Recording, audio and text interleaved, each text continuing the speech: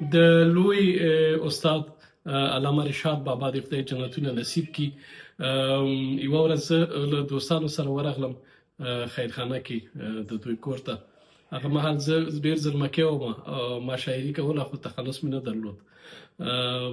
ګران استاد حفیظ الله گردش چې د افغانستان یو خوږغاړی سندرغاړی دی، نو هغه له استاد څخه وغوښتل چې زما دپاره یو تخلص که وټاکي، ځکه چې دی یوې تخلص نه لري.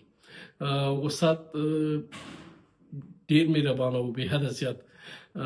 خندا ورغله، وایي چې ما د خپل لمسي لپاره د تورمان نوم انتخاب کړی دی، نو زه به دغه د خپل لمسي نوم اجمل ته ورکړم، دا به یې تخلص شي.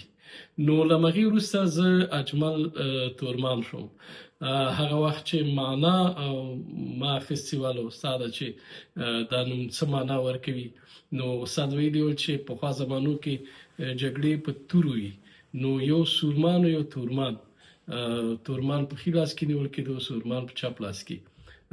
د تورمان جوهر تور او د سورمان سورو.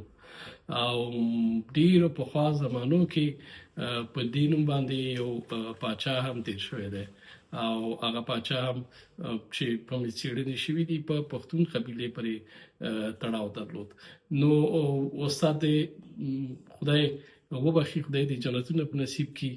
نو زه چې نن تورمان یم د استاد له برکته یم.